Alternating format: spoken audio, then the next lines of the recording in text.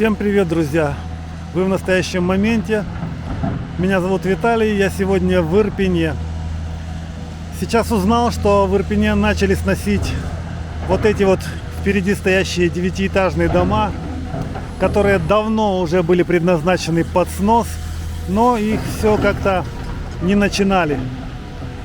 А теперь вот приехала сюда техника и началось какое-то движение. Хочу для вас снять, как это происходит.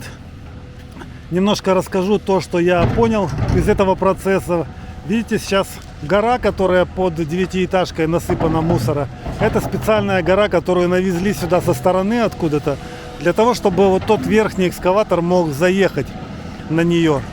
Гору насыпали где-то приблизительно до 3-го этажа. А стрела с ковшом у этого экскаватора, она такая, что сможет теперь с этой высоты достать до верха этого 9-этажного дома. Вот. Маленький экскаватор сейчас просто укрепляет, скажем, эту гору, для того, чтобы тот экскаватор с большим ковшом с него случайно не упал.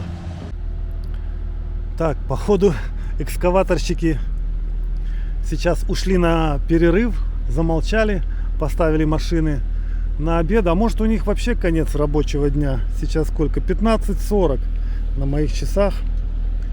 Ну, может быть, они до 4 всего и работают.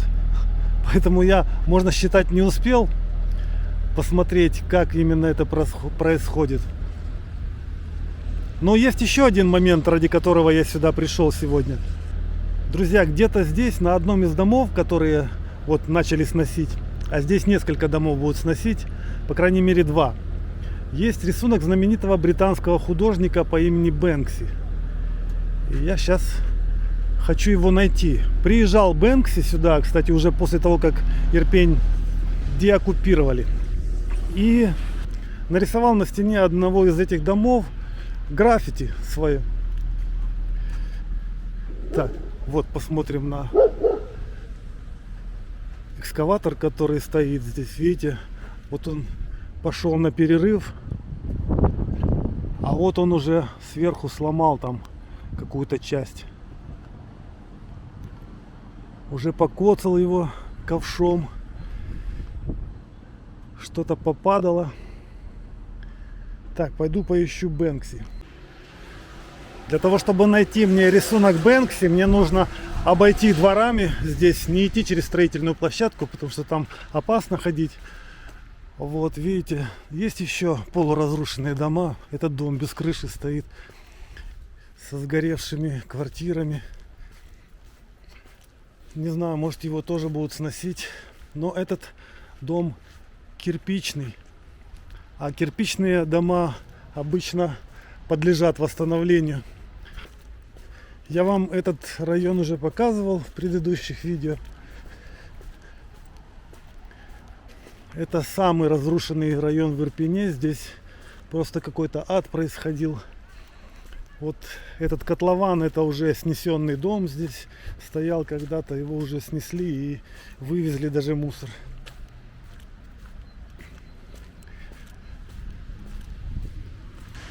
Так, друзья, я уже издалека вижу рисунок Бэнкси на стене. Пока приближаюсь к дому, хочу показать вам, какие дыры здесь остались от выстрелов.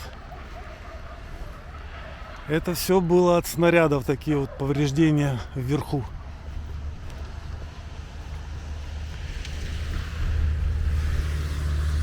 Дом от улицы отгородили забором деревянным. И сюда, по идее, я уже не должен заходить. Но поскольку здесь рисунок Бэнкси, то я думаю, могу зайти. Экскаватор стоит вон там подальше. На меня ничего не должно упасть. Посмотрите. Вот он. Вот он, этот рисунок граффити на стене. Прямо на стене этого дома специально приехал художник, прославленный из Британии, анонимный художник, никто не знает, как его на самом деле зовут, и нарисовал здесь свое граффити. Вот, и поскольку рисунки Бэнкси считаются достоянием культуры, то этот рисунок вырежут со стены. Вырежут вот так вот как-то и сохранят. Не знаю, каким образом они будут это делать, но видите, его обнесли стеклом для того, чтобы не повредить. То есть это все не просто так. Я, честно говоря, только сегодня узнал про этот рисунок, хотя, ну, довольно часто прохожу мимо здесь. И тут даже висит какая-то табличка. По-моему, тут написано, что объект искусства под охраной. Охранное агентство «Шериф», и даже на нескольких языках это написано все. Видите, так что все это правда про Бэнкси. Вот приезжал человек сюда после того, как освободили Ирпень от оккупации, и вот на этом доме, на одном из самых разрушенных домов, он взял и на стене нарисовал гимнастку с... Все. Ага, мне сказали, что уже опасно подходить, поэтому я ухожу. Все, друзья, я подожду немного, с той стороны снова подойду. Хочу показать вам, как все-таки рушат дома. Ну и еще, пока я вот обхожу дом, хочу запечатлеть его, пока он не разрушен. Вот такой вот он весь сгоревший, почерневший. Есть детали, которые падают, от ветра их сдувают. А у нас в Ирпене сегодня такая пасмурная весна. Вообще весь апрель так. Пасмурно, дождливо. У нас 20 апреля сейчас. И было очень мало солнечных дней за все это время. Но вроде бы как бы погода должна наладиться через несколько дней. Друзья, пришлось приехать на следующий день утром для того, чтобы застать в работе этот вот экскаватор, который в высоте ломает вверху. Для того, чтобы посмотреть детально, как он это делает. Хочу даже приблизить и рассмотреть, вот как он цепляет это, куда он бросает мусор. Потому что это интересно. Ой, машина на меня едет. Прямо.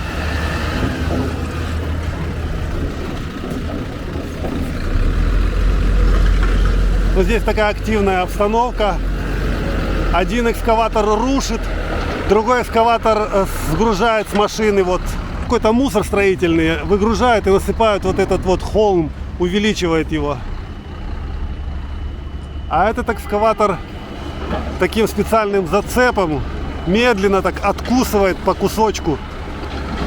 Смотрите, хватается за стенку. Сейчас будет тянуть на себя, вырывать. Представьте, там, это ж было чье-то жилье, это квартиры, там, возможно, мебель даже есть. Пока не вижу.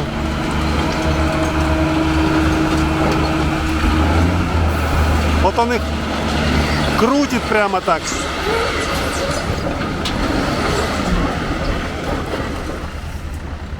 Видите, машина сгружает строительный мусор. Его, кстати, привезли из другого разрушенного дома, этот строительный мусор. И сюда свозят для того, чтобы гору насыпать, площадку под экскаватор. Сейчас будет грохот, когда закрывается вот это, бухает сильно. Вот с этого положения хорошо видно, как он впивается в дом и стенка за стенку цепляется, понемножку вытягивает оттуда. Я думал, он прям будет бахать, ломать. Нет, а он как бы кусает дом. Вот, видите, бах, полетел кусок. Вообще, вот этот экскаватор, который внизу стоит, он в опасной зоне находится. По идее, на него может кусок какой-то прилететь. Я, честно говоря, думал, его уберут, когда начнут сверху куски отламывать, но нет.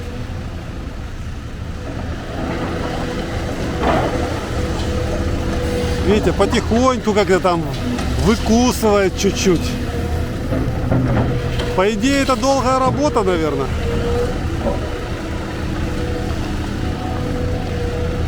А там, может, у кого-то занычки были, представьте, да? Какие-то. Сейчас там раз, деньги такие, бац. И посыпятся прям на кучу. Шутка. Вряд ли кто-то тут прятал в стенах деньги, замуровывал клады. Ну, всякое может быть. Какие-нибудь потерянные вещи всегда бывают. Но в этой куче мусора уже ничего не найдешь. Так, если так по полчаса каждый кусочек стены выбивать. О! Нормально так грохнулось это все. Все, друзья, я поймал момент с падением куска стены. И все, на этом я показывать... Фу, пыль пошла. Показывать, как разрушают, прекращаю. Друзья, хочу вам еще предложить пройтись немножко по этому району. Здесь вот эти многоэтажки. А дальше начинается частный сектор. И довольно красивый частный сектор. Мечта любого человека под Киевом жить в Ирпене, в своем доме. Среди сосен здесь много сосновых деревьев. Если еще дом красивенький, а здесь есть красивенькие дома, то я хотел бы вам показать, какие они и что с ними, потому что многие из них были тоже сожжены во время боевых действий. Вот в таком состоянии многие из них находились. Это вот 4-этажка. Не знаю, какова ее дальнейшая судьба, будут ли ее восстанавливать. Но вот она так и стоит, как с ней это все произошло. Так, пока иду здесь, опять же, мне кажется, этот дом тоже снесут. Смотрите, насколько он сгоревший. Так, пройдем вот по 10-й линии быстренько. Посмотрим, что тут с частным сектором творится.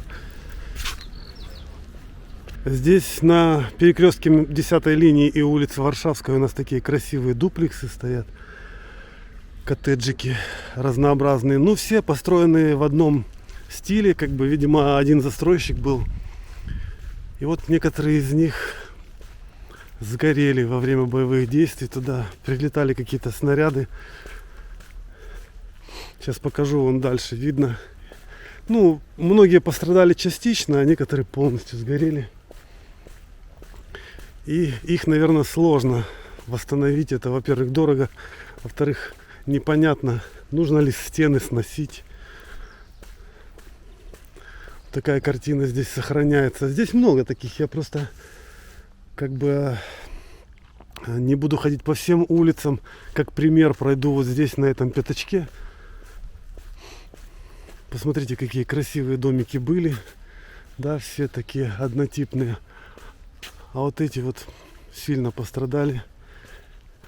Но я вижу, что крышу он на том домике перекрыли, который дальше. А на этом еще нет, но уже пытаются восстанавливать стены.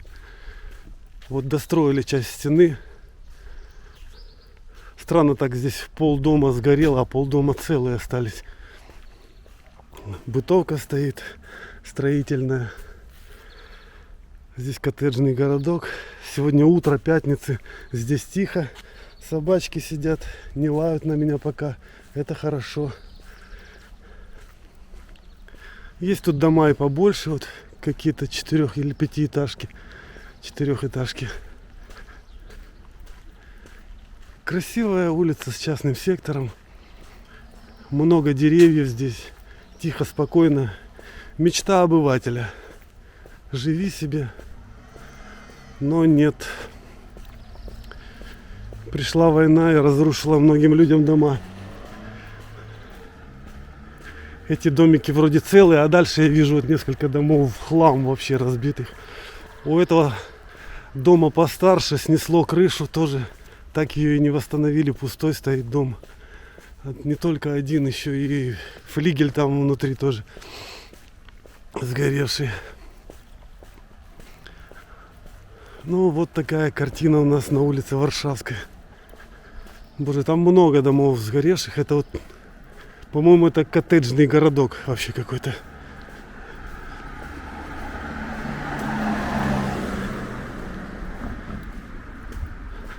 Разрушенные дома стоят.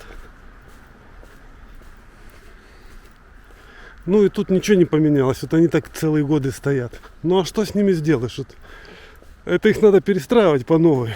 А это, ну, не знаю, $100 000 плюс демонтаж. Я не знаю, сколько нужно денег для того, чтобы это все перестроить, по новой возобновить.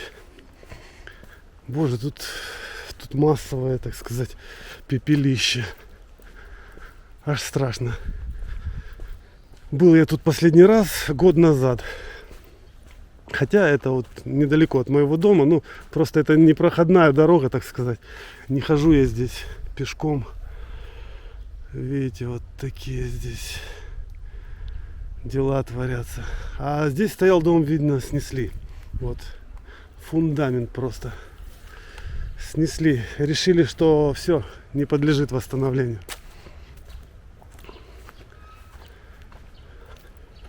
Так, ну что, пойду заберу машину и отправлюсь в другую часть. Хочу вам показать там новый магазинчик. Ну, то есть какие-то хорошие, положительные события вам рассказать. Слушайте, так странно. Я живу тут уже, много лет, уже больше 10 лет. И я никогда не знал, что здесь есть озерцо. Озерцо прям среди частного сектора. Причем такое ухоженное, красивое. Но весна, конечно, чувствуется во всем. Птицы заливаются здесь. Зелень уже погнала такая яркая. Сегодня солнце вышло. Есть одна история, которая иллюстрирует, почему наши женщины не хотят оставаться за границей где-нибудь в Европе, а возвращаются к себе домой, в Ирпень, например, там, в Украину, в свои города. Мне рассказала эту историю моя жена Лада. Она делала в салоне себе маникюр. Конечно, женщины не могут же без маникюра. Тем более, если она снимается на ютубе. Так вот, владелица салона, в котором делают маникюр, там вообще салон бьюти, типа все услуги красоты. Это новый салон на нашем районе. Она рассказала свою историю. Я, в принципе, деталей не запомнил, но суть вам перескажу в том, что девушка находилась в первые месяцы войны там, за рубежом, видимо, в Бельгии. Я вот не запомнил, в какой стране, но это не важно, в какой стране она была. Важно, что она уехала оттуда, потому что сказала, что там она, как в рабстве каком-то, знаете, низшее сословие. Ты можешь там только полы мыть, всякое такое. И жить очень сложно, в каких-то стесненных условиях все время живешь. А здесь хоть и побитые, постреленные дома, но есть своя квартира. И получается, уровень жизни у наших граждан здесь выше, чем там. То есть они там посудомойки, я не знаю, уборщицы, собиратели овощей, какие-то разнорабочие, низкооплачиваемые, все время в напряге. Могли бы, возможно, и там открывать бизнес, но, наверное, там гораздо сложнее. Кто знает, как просто или не просто открывать бизнес в Европе, можете написать в комментариях, кто, может, пробовал. Но у нас получается, вот видите, я вам не зря показываю эту вывеску Dream Beauty Studio. Это как раз девушка, это Алена, открыла здесь у нас на районе в цокольном этаже студию красоты. Вот. Здесь везде ее реклама висит. Короче, и здесь она вот предприниматель, бизнесмен, уважаемый человек, живет в своей квартире. Конечно же, лучше быть в таком статусе, чем там присмыкаться где-то. Так, и вот у нас на районе открыли новый супермаркет Spar, прямо тоже на первом этаже этого дома. Раньше здесь вообще не было супермаркета. А вообще этот домик достаточно новый. Он построен на старом фундаменте. Здесь какое-то было древнее здание полуразрушенное, его отреставрировали. И совсем недавно, перед войной, его сдали в эксплуатацию, люди заселились и стали жить. И вот у нас открылся теперь супермаркет. Здесь открылся салон красоты, который моя жена рекомендует, потому что ей понравилось, как ей сделали там ногти, как ей сделали прическу. Она довольна. Ну и еще здесь вот у нас стоят дальше школьные автобусы. Сейчас подойду, покажу. Школа на районе линии, где я сейчас нахожусь, сейчас не работает. Она ремонтируется, ее восстанавливают после того, как сгорела, опять же, год назад. То сейчас учеников, которые учатся в школах других, в центре Ирпеня, например, Отсюда отвозят на школьных автобусах. Вот они здесь стоят, ожидают. А возможно уже отвезли, это утро, сейчас около 10 часов, 11, наверное, часов уже утра. Учеников отвезли, наверное, потом поедут за ними назад.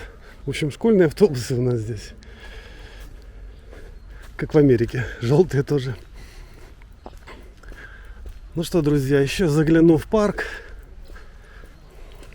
Вы благодаря сегодняшнему видео сможете иметь представление о том, что из себя представляет Ирпень. Он у нас везде такой разношерстный. То 9-этажные дома, такой еще старой постройки, то совершенно новые дома. Ну как совершенно, 10-летние постройки уже вот дома. То частный сектор, то парки, то скверы, то озера неожиданно выплывают. Вот как я сегодня обнаружил озерцо. Представьте, да? Живешь и не знаешь. Ну и вот здесь у нас парк для детей, для взрослых. Открывается, вот уже вижу, любимый аттракцион для маленьких, где можно бегать вот за этой сеткой. Видите, здесь батуты, короче, всякие мячики, шарики, и по времени можно бегать, прыгать. Вот, поскольку началось движение, я вижу, постелили ковричек такой. Девушки убирают, значит, скоро начнет работать. Площадки. Сейчас почему-то детей нету, видимо, рано утром мало кто гуляет. И есть у нас еще здесь тренажеры. Немного, но есть тренажеры. И выглядят они, кстати, лучше, чем в гидропарке. В гидропарке там вообще какие-то как пыточные устройства, такие старые, железные, самодельные. А здесь, ну, как бы промышленные такие тренажеры. Можно заниматься спортом, тренировать какие-то мышцы, просто разминаться. Все, друзья, на этом попрощаюсь с вами. Спасибо, что досматриваете до конца. Желаю всем мира, счастья, всех благ. До свидания, до встречи в новых видео.